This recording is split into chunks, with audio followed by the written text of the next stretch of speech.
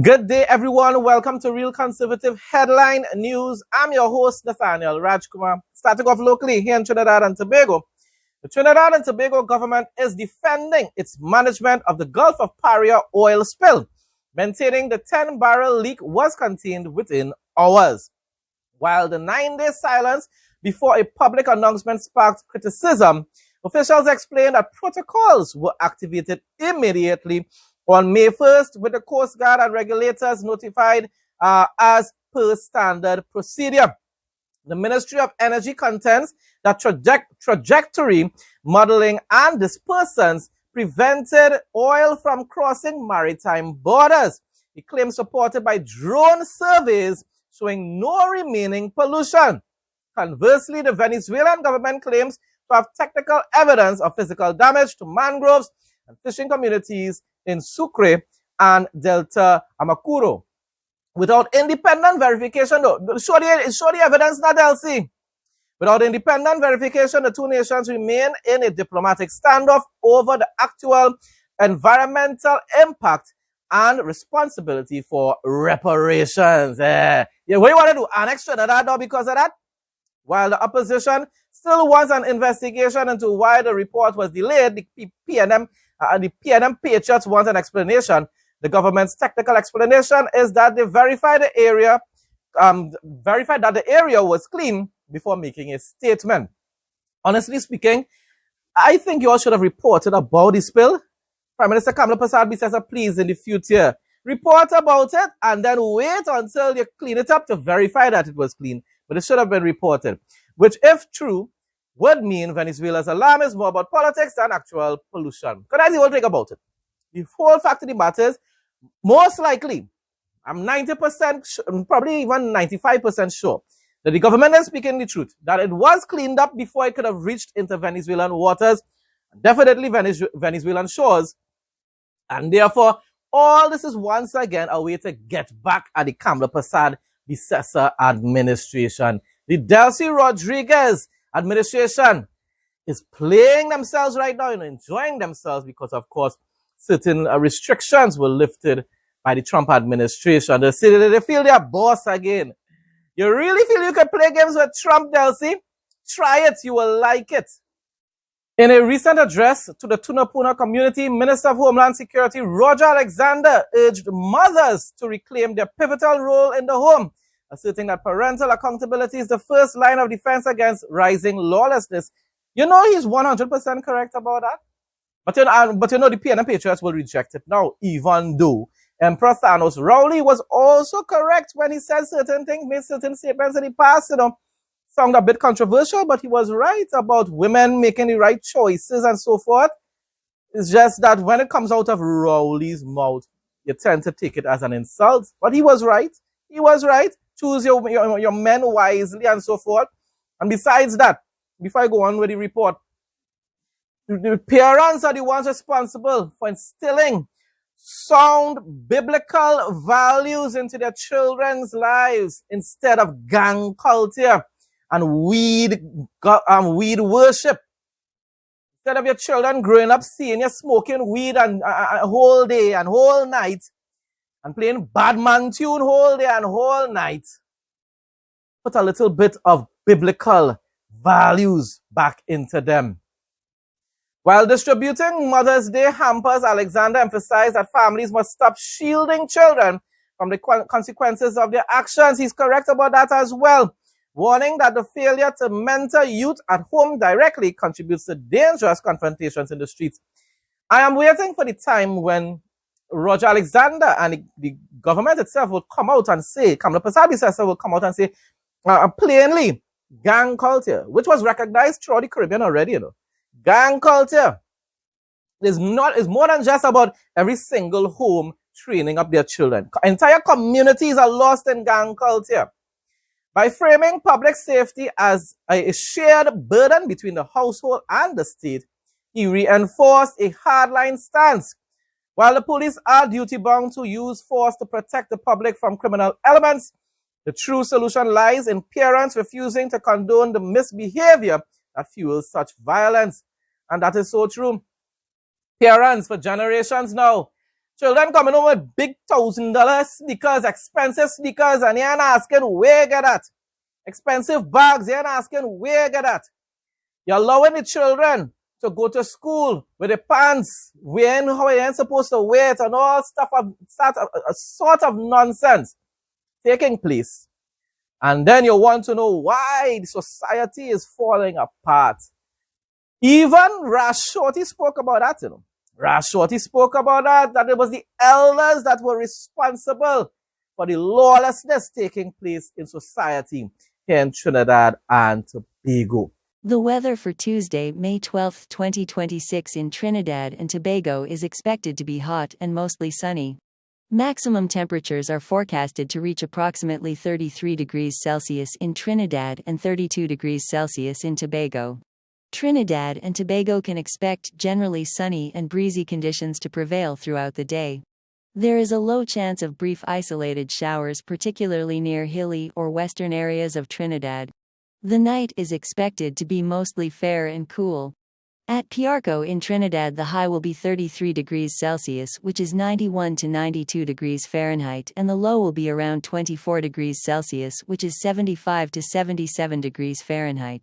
At Crown Point in Tobago, the high will be 32 degrees Celsius, and the low will be around 25 degrees Celsius. Sea levels are expected to be slight to moderate, with waves ranging from 1.2 to 1.5 meters in open waters. Regional news now. President Dr. Irfan Ali has firmly defended Guyana's long-term hydrocarbon strategy, positioning the nation as a stable and predictable partner for global energy investment.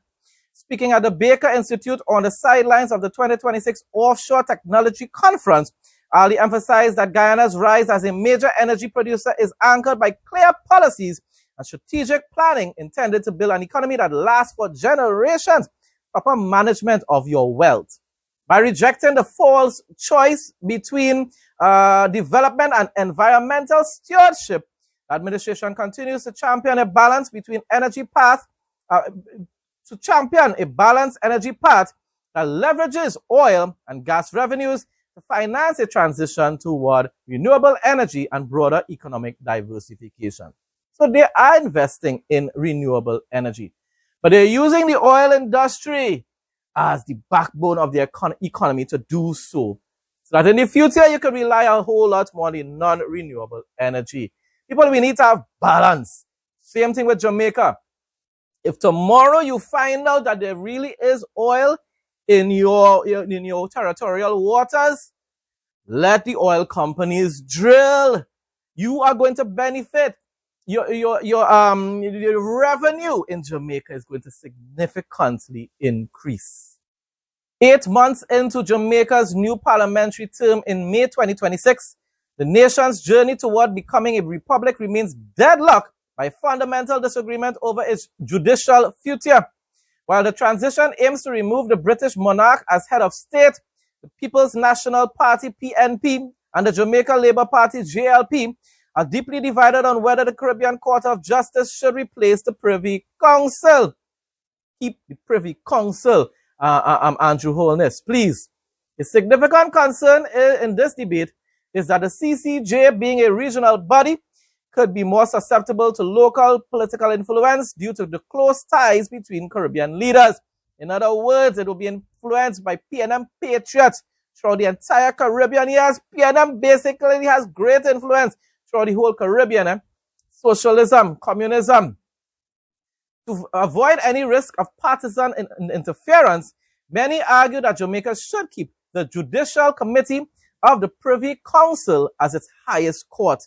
And I fully agree with that, as its geographic and political distance from the region ensures a more insulated and impartial, the most important aspect, system of justice. Minister Conroy Huggins recently praised Susgren and its donors for their vital role in reviving the sea moss industry. I am selling sea moss. Only Trinidadians will know about that, and especially in Grandy. In St. Vincent and the Grenadines after Hurricane Beryl, by providing over $260,000 in grants and equipment.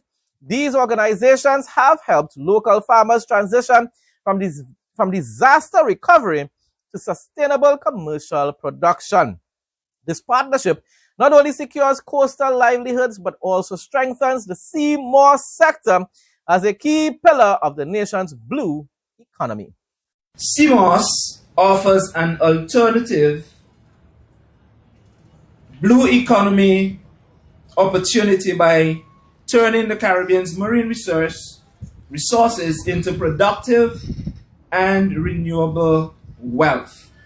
And this is where the rubber hits the road, because if we do not see the potential for earning income and improving our livelihoods, we will not be engaged.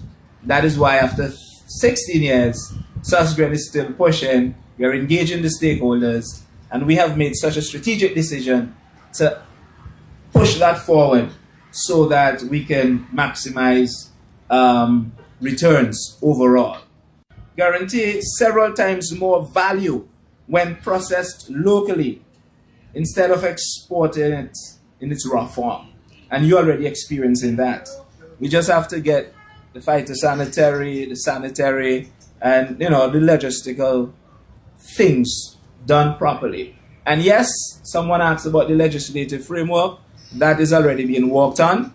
And yes, in relation to Pridia larceny at sea, that is also already being worked on. Minister Bruce and I have had discussions in it.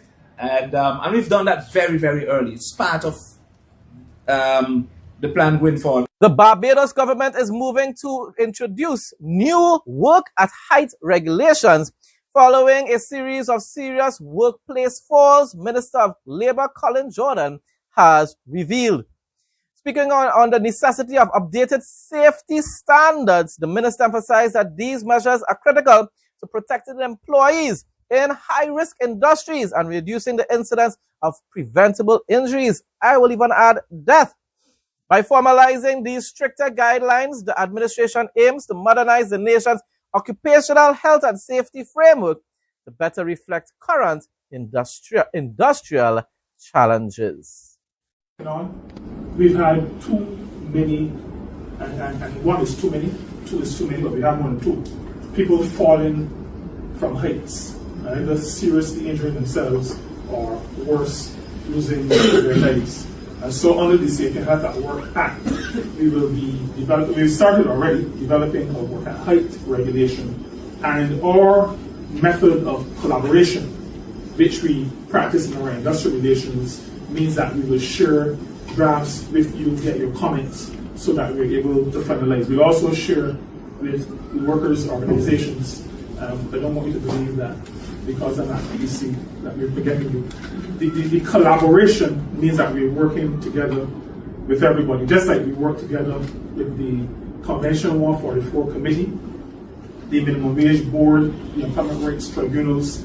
That collaboration will continue, and we will make sure that we do good by our employers and that we do good by our workers. A new poll by Public Domain Research and Strategy shows the PLP leading among likely voters ahead of the May 12th general election in Bahamas. That's today, people. By later tonight, we shall find out who won the elections. While the majority of respondents say they are confident the election will be free and fair, let's just hope so. According to the survey, the PLP leads with 46%, followed by the Coalition of Independents at 22%, and the FNM at 18%. Wow, yeah, popular all across there. I want to know the PNM partners by FNM by. The poll also found Prime Minister Philip Brave Davis leading as the preferred choice for Prime Minister with 42%. Compared to 17% for Lincoln Bain and 11% for Michael Pintard. Well, if the polls are correct, sometimes polls are wrong, though. Polls are definitely wrong, depending on who is actually conducting it to. If the polls are correct, then definitely by tonight, we will know for sure that the PLP would have been given a second term in office.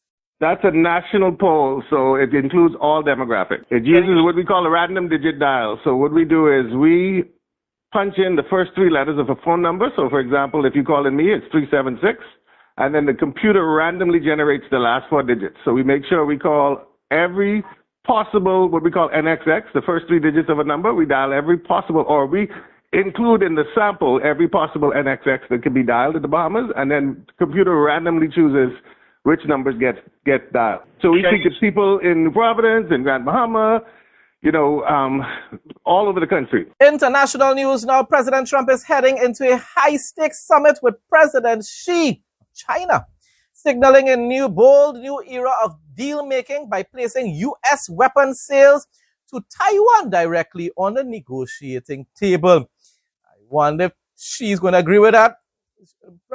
China wants back Taiwan. This pragmatic approach shifts away from decades of rigid policy, leveraging Taiwan's defense needs as a powerful bargaining chip to secure major concessions on trade and regional security.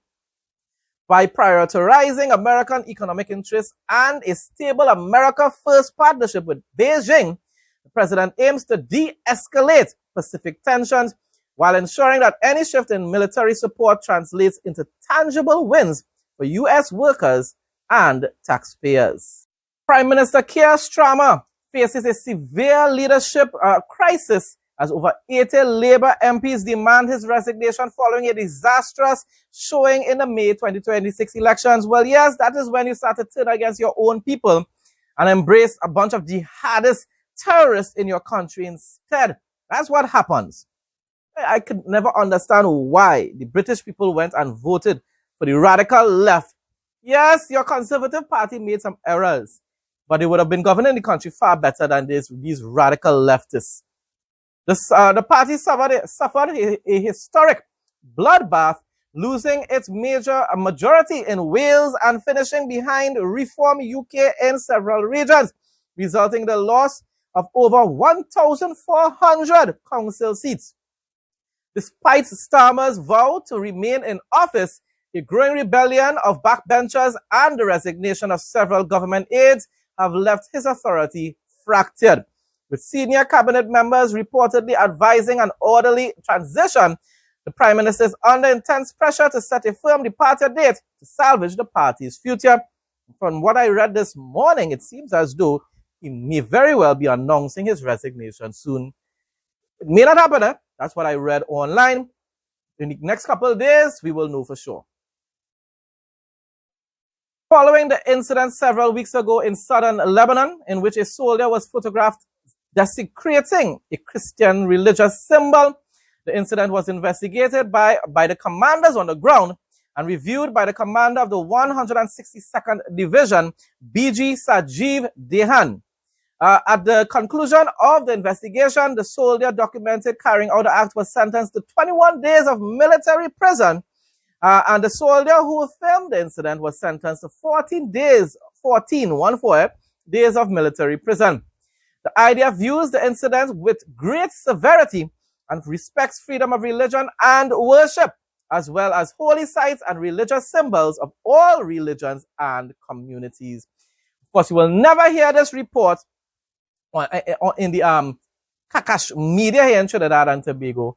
And definitely, it's very unlikely that you will hear it on BBC or CNN either, because they want to continue to push the false narrative that the Israeli government and the IDF targets, and also not only Candace Owens and Tucker Carlson will continue to push the false narrative that the Israeli government and the IDF persecutes and targets Christians in particular in that country, which is a blatant lie, a total lie.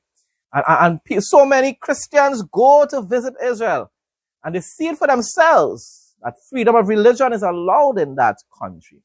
And even that the law that certain radicals in Israel was proposing has been struck down over and over again by Prime Minister Benjamin Netanyahu to restrict Christians. The law proposed to restrict Christians have been struck down and rejected by the Prime Minister numerous times. It could happen in the future if some extremist ends up the Prime Minister, but under Benjamin Netanyahu, that will never be allowed. Bible quote of the day. Matthew 24:1-14 NIV. Jesus left the temple and was walking away when his disciples came up to him to call his attention to its buildings. Do you see all these things? He asked. Truly I tell you, not one stone here will be left on another, every one will be thrown down. As Jesus was sitting on the Mount of Olives, the disciples came to him privately. Tell us, they said, when will this happen, and what will be the sign of your coming and of the end of the age? Jesus answered, Watch out that no one deceives you. For many will come in my name, claiming, I am the Messiah, and will deceive many. You will hear of wars and rumors of wars, but see to it that you are not alarmed. Such things must happen, but the end is still to come. Nation will rise against nation, and kingdom against kingdom. There will be famines and earthquakes in various places. All these are the beginning of birth pains. Then you will be handed over to be persecuted and put to death, and you will be hated by all nations because of me.